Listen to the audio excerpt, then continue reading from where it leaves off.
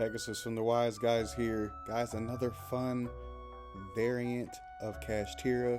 Make sure that you check out our merch. Look for the website coming soon with the link directly to Custom Ink for our clothing. And with that being said, let's get into the video. Cash rules everything around me.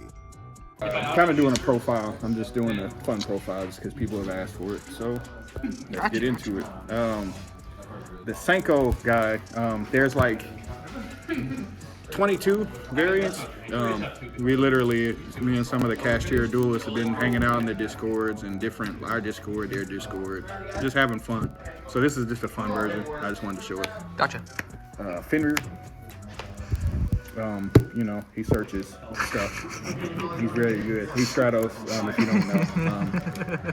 He's an Earth, which is a very key point to this deck, as you'll see in a second. You play through this guy. It's more of a Kashtira deck, so I'm playing a lot of Kashtiras, like these three. Grabs the spell, grabs the trap, grabs monsters, can grab any of them. And then the fun part of the deck. This is where we have more fun than that. Another Earth. And the engineer of the deck, which is Senko, the Skybolt Star. And when Earth monsters are summoned, he spams himself out on the field. And he is also a level 7. So, yeah.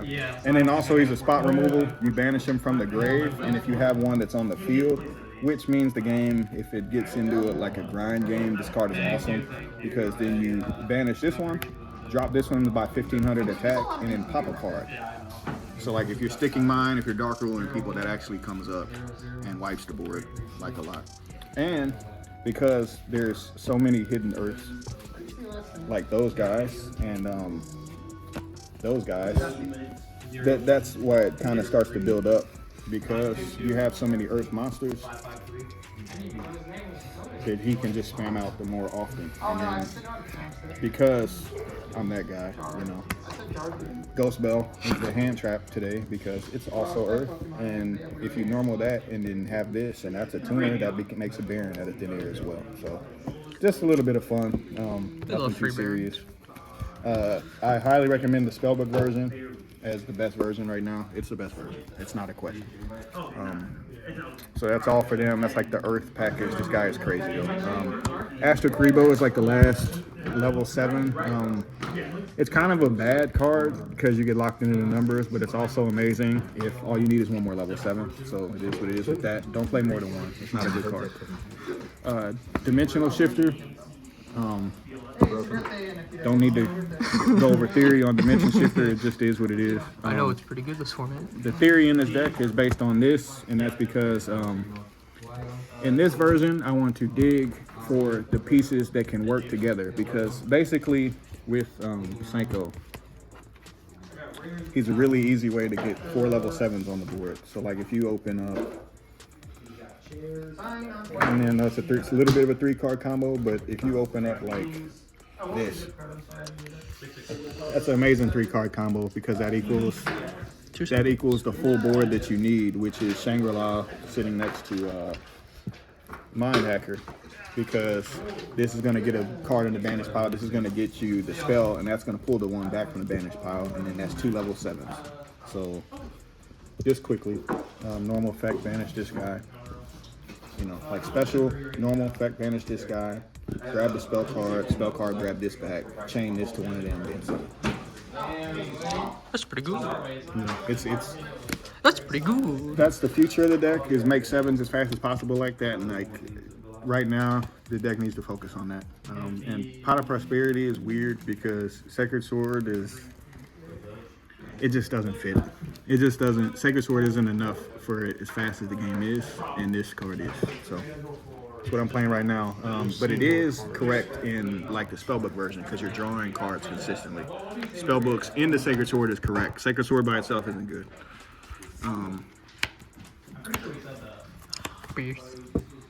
The card that everybody should be playing. In almost every deck, like literally. Shit, I'm playing it in Draco. Non-targeting revival spell. He's playing it in Draco. You heard him. Dark Rulers. Cyclones. On the field spell for tier. It's on the field spell for tier, or even on the field spell for fluids. It catches them at the right time. It's nasty. Double instant contact because it's a free level 7. Gold Sark because, you know, Get your places. yeah. And it gets you really far. It can get you to level 7s, you know, like the level 7 access that you need. It can get you the one that you need that the spell can pull back. So it actually is really good, and it's easy to side up. Terraforming, Mystic Mine, Necro Valley. Gives you an option when you go first. Instead of just hoping with a mine and like sitting it there and losing an effect, you can just stick them in Necro Valley and play like normal because you don't care. And then it doesn't conflict with the spell because it doesn't have to come from the grave like that. Can come from banish. And then double of the trap. Because I'm playing 3 of the guy, you got to play 2 of them. And then for me, I actually kind of started liking this card. Being invulnerable to Imperm is actually like real. It's actually pretty good. This one, I actually do like this one a lot. Right. And But also against Tyr, Solik, and all that stuff. Like, it's better than you think. This card's better than you think. It's not amazing, but it's better than you think it is. It gets to look at hand and whatnot.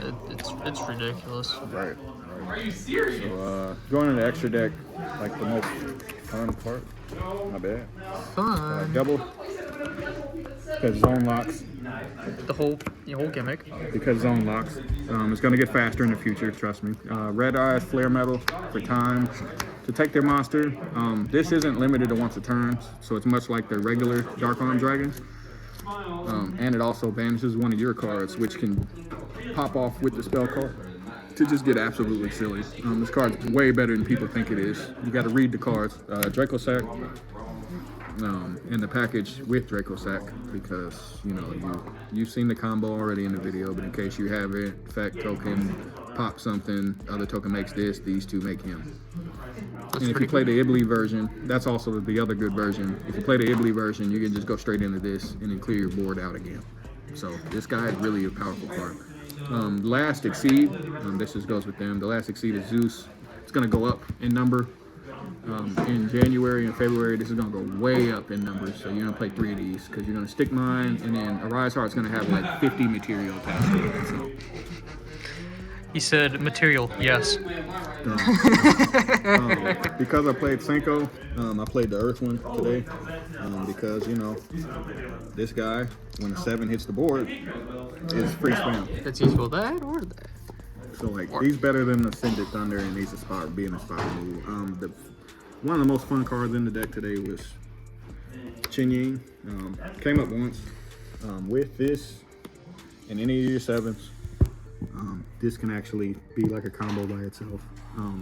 When you start to crack them with stuff where you start banishing them, you also get to start taking cards off the field, which is really, really dumb. And then obviously Baron is Baron. If you have a brick opening, you can kind of play out of it, you know. So the side is whatever the hell you want it to be, but you know, Just fan it out. Yeah. kind of just is what it is. And we're out. All right. See ya.